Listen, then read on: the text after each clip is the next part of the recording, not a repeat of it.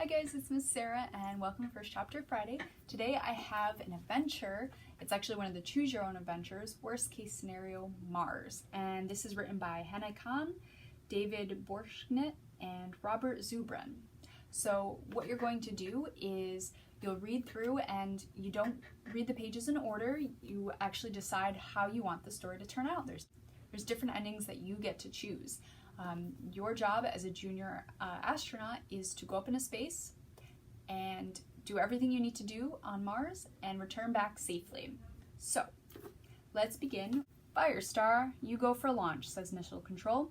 Your hands sweat as you grip your armrests a little tighter. You're strapped into your seat, leaning completely backward with your legs toward the ceiling.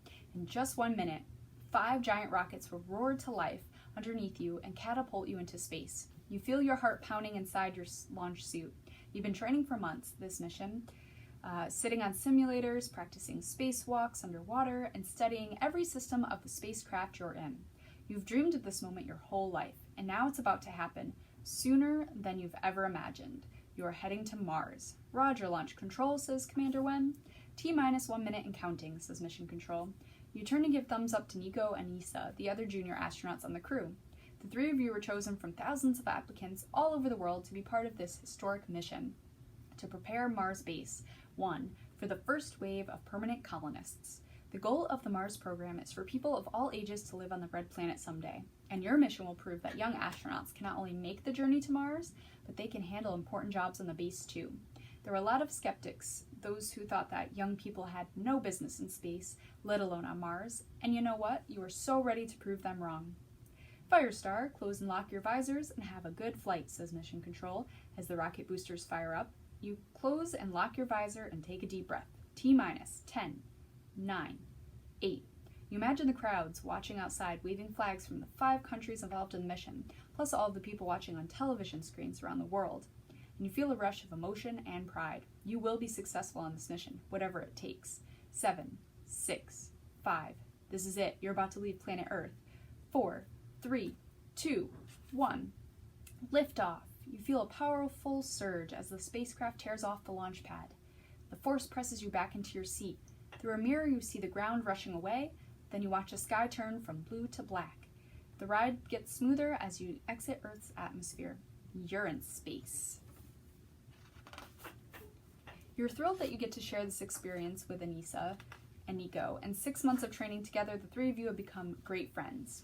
Soon you witness what every astronaut dreams about, the view of Earth from space. It's amazingly beautiful, more than you ever imagined. With its bright blue oceans and lush green forests, you can't believe that you won't be able to go back to your home planet for 2.5 years. It'll take 6 months to get to Mars, 1.5 years to complete your mission, and another 6 months to get home. But you're filled with excitement about the adventures waiting you. Now it's 60 days after launch. You wake up and unstrap yourself from their sleeping bag, which is attached to the wall of the spacecraft. Even after 2 months in flight to Mars, it still makes you smile to see your fellow astronauts slumbering with their arms floating ahead in front of them, like zombies. But that's what happens in microgravity. If something is not strapped down, it floats. You've got plenty accustomed to using Velcro strips to keep yourself in place, including yourself. Now you can glide through the cabin like a pro without bumping into walls of your crewmate. Good morning, says Victoria, the astronaut whose family picked today's wake-up song, a pop tune from Russia, her home country. The music is broadcast from Mission Control over the intercom, which is known as COM for short. Victoria is a smart professor of astrophysics who always keeps you on your toes. She hums along the music as the 2 of you head over to the kitchen area where you find Cooper fixing breakfast. Cooper, an American who grew up in California, is a daredevil who is most comfortable on top of a wave dangling from a cliff or jumping out of a plane. He loves the physical thrill of being an astronaut, and he's famous for completing the longest spacewalk in history. Eggs over easy with home fries, please, you joke. Nothing I do is easy, Cooper replies. Try my protein shake. A few sips of this, and you'll be powered up for hours. You might even get through your workout today. He shakes his cup, and a few drops of chocolate banana smoothie come floating toward you. You expertly catch them in your mouth. Yum. As a crew doctor, it's part of Cooper's job to make everyone complete their daily physical fitness routines, which include activities like running while strapped to a treadmill, biking, and using stretchy bands to keep your muscles in shape. The workouts are required since your muscles don't do much while you're floating around in microgravity and will become weak if you don't exercise them. Cooper acts like a personal trainer sometimes, pushing you to pedal faster or stretch for longer than you would otherwise. "Isn't it too early to be talking about workouts?" asks Julie as she floats toward you, rubbing her eyes. Julie is another American crew member, but she's the opposite of Cooper. A biologist and animal lover, her idea of a thrill is watching chicks hatch or milking a cow. "Never," responds Cooper with a playful jab. "And if you're lucky, I'll tell you all about the latest findings of my muscle density project." Cooper does a lot of side projects in addition to his assigned work on the ship. He likes to keep himself busy, as you've noticed. From his muscle density project, he's comparing how different types of exercise affect how muscles respond to being in space. You volunteered your own muscles as data, an offer you sometimes regret because it means that Cooper really cares about your exercise regimen. You decide to drink one of Cooper's smoothies and see if it does help you through your late morning workout. He's developed a new routine for you and Julie, and he has you both strapped your feet to the floor of the compartment to hold yourselves in place. Then as you bend your legs and turn at the waist, you pull a weighted band back and forth. It seems easy enough at first until your legs start to burn. "Faster," Cooper encourages. "You still have 3 minutes to go, and then we're going to hit the bike." You spend the next hour biking, sweating, running on the treadmill, and sweating more. Finally, the workout is over. Cooper gives you a thump on the back. "Good job, superstar. You hung in there and earned your shower." You've never been more grateful that the Firestar is equipped with a real shower.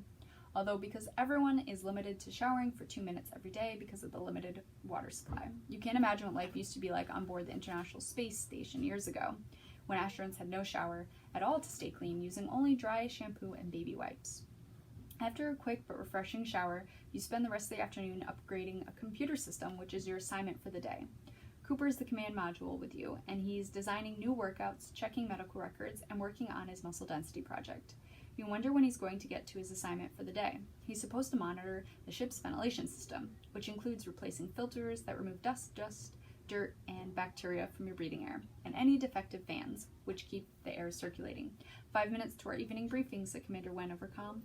During the evening briefing, everyone runs through their tasks and gives updates on their progress. Every person on the crew has to help with checking, cleaning, and maintaining all the systems on board.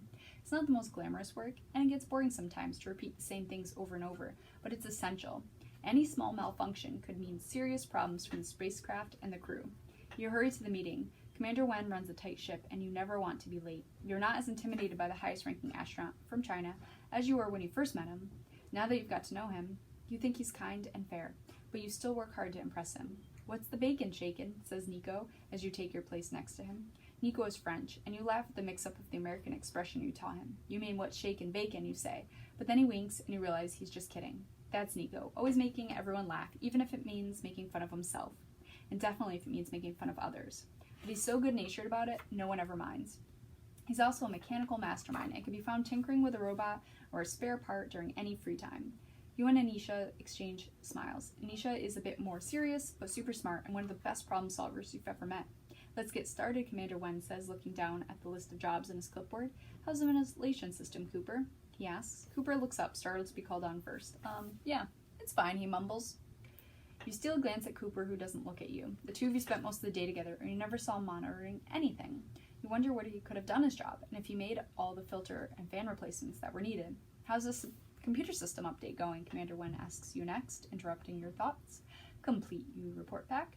Commander Wen nods in approval and continues making his way down the list of jobs. The meeting wraps up with everyone rushing off to finish their work after dinner. "Hey Cooper, do you need a hand with the ventilation system?" You offer it as you head out. "Oh, that's okay, superstar. No big deal," Cooper responds. But you don't see him anywhere near the monitoring station the rest of the day. Later that night, you can't get this nagging thought out of your head. When Cooper said the monitoring was no big deal, did he mean he didn't think it was important? Could he have skipped it? You admit it to yourself. It is tempting to skip your routine job sometimes, especially when the work gets tedious, but it still has to get done. Look over at Cooper, who's busy recording updates about the crew's health. You know he works hard, but it seems like he's always focused on the work that he likes, the workouts, side projects, medical stuff. If he's skipping the ventilation monitoring, it's serious. He could be putting the whole crew at risk. On a spacecraft, you can't just open a window to get fresh air. You need the ventilation system to be in perfect working order so you can breathe. You're not sure what to do. You could just ask Cooper again if he did the monitoring, but as a junior crew member, you don't know how he'll react. He's been on several missions before, so he has experience on his side. Plus, he outranks you, so he might not appreciate being nagged. Going straight to Commander Wen is out of the question. He's so busy, he'd never want you to bother him with something you hadn't tried to handle on your own first. Part of you thinks it might be easier to just check Cooper's work log and see if he recorded anything. If he hasn't, you can keep offering to help him until he gets it done. If he really won't do anything, then you can go to Commander Wen. The risk is that if Cooper finds out you peeked in his log, he might get angry at you for snooping, but that's only if he catches you. The log is easy to access right over there at the command module, and Cooper seems like he'd be working elsewhere for a while. What do you choose? So, you can choose to confront Cooper directly about his work. You'll turn to page 89. If you take a peek at his log when he isn't looking, you turn to 112. So, what are you going to choose? If you'd like to choose to take out this book at the library, you can come visit us or give us a call. Otherwise, enjoy your space mission. Bye, guys!